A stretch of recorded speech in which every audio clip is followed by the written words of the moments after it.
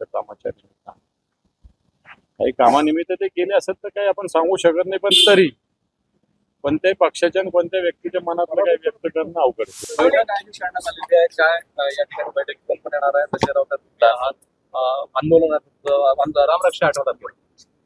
खरं त्याला आंदोलन नाही म्हणतात, हे रामरक्षा महाआरती आहे. कारण प्रभू श्रीरामाचं मंदिर जे आहे ते भाविकांच्या श्रद्धेच्या पैशातून उभा राहिलेला आहे आणि याच पैशावर डल्ला मारण्याचं काम भारतीय जनता पार्टीच्या लोकांनी केलेलं आहे. आणि म्हणून प्रभू श्रीराम एक श्रद्धेचं केंद्र आहे, श्रद्धेचं ठिकाण आहे. त्यामुळे या श्रद्धेचा अवमान कुठं होऊ नये हे पकडलं गेलं. म्हणून एक रामरक्षा महाआरती सगळ्या महाराष्ट्रात आम्ही करतो, ती नागपुरात सुद्धा होणार. आणि मला वाटतं कारण प्रभू श्रीरामाच्या श्रद्धेचा अवमान अशा पद्धतीनं देशात होत असेल तर मला शिवसेनेनं सातत्यानं श्रीरामाच्या मंदिराच्या आंदोलनाला पाठिंबा दिलाय, नवा सहभाग घेतलेला आहे. म्हणून मला वाटतं शिवसेने स्थानिक पदाधिकाऱ्यांनी या रामरक्षानंतर एक उद्धवजींची छोटी सभा व्हावी यासाठी स्थानिक पोलीस स्टेशनला पत्रही दिलंय. कशा स्वरूपात ही सभा होणार? नाही, मला ते माहिती नाही. हे रामरक्षा महाआरती महत्वाची तिच्यासाठी आलेले, कारण उगाच राजकीय बाकी सभा वगैरे मला नाही वाटत असं काही होऊ शकेल. ते मला जास्त माहिती, परंतु महाआरती सगळ्यात महत्वाची. जिल्हा बँकेत संभाजीनगर जिल्हा बँकेमध्ये भाजप आणि शिवसेना दोघांना समसमान हे आहे 9-9. आता निर्णायक वोट जे आहे ते तुमच्याकडे असला तर काय नेमकं आपलं?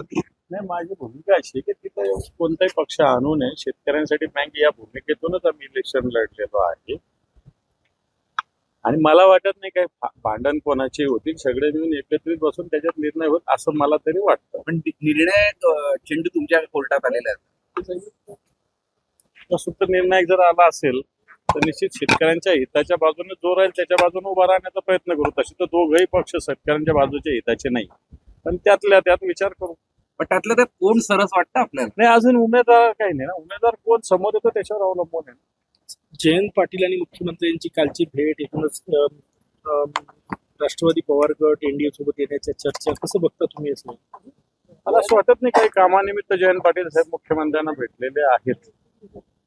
काल दुपारी जयंत पाटील साहेबांची माझी 4 वाजता भेट झाली होती मंत्रालयामध्ये एका कामाच्या निमित्तानं. काही कामानिमित्त ते गेले असत तर काही आपण सांगू शकत नाही, पण तरी कोणत्याही पक्षाच्या आणि कोणत्या व्यक्तीच्या मनातलं काही व्यक्त करणं अवघड आहे. येतं नक्की. शक्यता तुम्हाला असं वाटते का तुमचं हे जे वाक्य आहे इन्व्हर्टेड कॉमामध्ये ते तुम्हाला काही शक्यता वाटते का? कारण यापूर्वी काही खासदार गेले आहेत तुमच्या आमच्या पक्षाचे गेले, त्यांना वैधानिक पद्धतीनं संसदीय पद्धतीनं निश्चित कायदेशीर पद्धतीनं आम्ही त्यांचा बंदोबस्त करूच. परंतु बाकी कोणता पक्ष कुठं काही करत आलं तर त्याचा मला असं वाटत नाही. आमची भूमिका प्रामाणिकपणे उठवतो. विरोधी पक्ष भारतीय जनता पार्टी होते, मला वाटतं की आपल्याला सगळ्यांनाच निभावले पाहिजे.